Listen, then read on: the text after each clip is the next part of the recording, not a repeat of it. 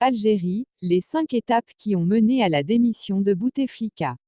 Des milliers de personnes ont manifesté depuis fin février lorsque le président Bouteflika a annoncé qu'il allait se représenter aux élections d'avril. À la fin du mois, l'Algérie en aura fini avec Abdelaziz Bouteflika. L'agence officielle APS vient d'annoncer que le président algérien, en place depuis 1999, quitterait ses fonctions avant le 28 avril prochain. Cette démission est le fruit de plusieurs semaines de contestation menées par des milliers d'Algériens.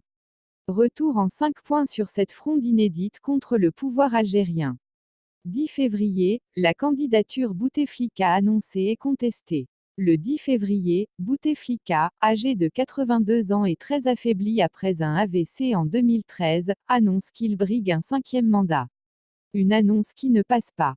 Pas de 5e mandat, ni Bouteflika, ni Saïd, frère du président, souvent perçu comme son successeur potentiel, sur les réseaux sociaux. La contestation s'organise. 22 février, les Algériens dans la rue. Le 22 février, des milliers d'Algériens manifestent dans plusieurs grandes villes du pays.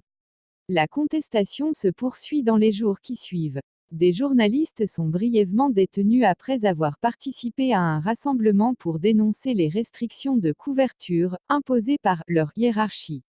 La contestation gronde, mais Abdelaziz Bouteflika dépose tout de même son dossier de candidature au Conseil constitutionnel le 2 mars. Le lendemain, dans une lettre lue à la télévision nationale, l'octogénaire à la tête du pays s'engage, s'il est élu, à ne pas aller au bout de son mandat et à se retirer à l'issue d'une présidentielle anticipée. 11 mars, l'élection reportée. Les annonces du président ne suffisent pas aux Algériens, la foule continue de descendre dans les rues des grandes villes et des appels à la grève sont lancés. Le 11 mars, Abdelaziz Bouteflika renonce à briguer un 5e mandat et reporte sine die la présidentielle. Sans donner de date pour son éventuel départ.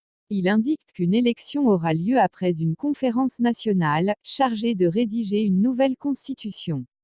Des diplomates évoquent des millions de gens dans les rues algériennes, mais Bouteflika persiste. Le 18 mars, il confirme qu'il prolongera son 4e mandat au-delà de son terme jusqu'à un nouveau scrutin organisé à l'issue d'un processus de révision constitutionnelle. 26 mars, l'armée le lâche. À la fin mars, les réactions à la grogne populaire s'enchaînent.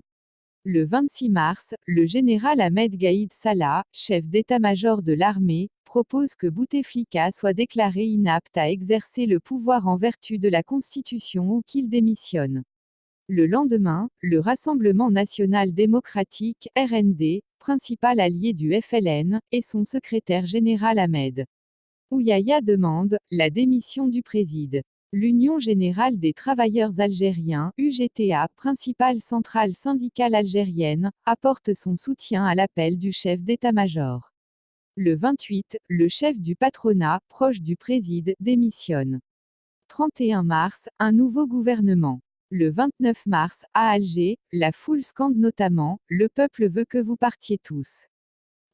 Des sources sécuritaires font état de centaines de milliers de manifestants à Alger et de marches dans 36 préfectures. Dans la foulée, dimanche, un nouveau gouvernement est formé. Le lendemain, c'est officiel, Abdelaziz Bouteflika démissionnera avant le 28 avril, date qui devait marquer la fin de son 4e mandat.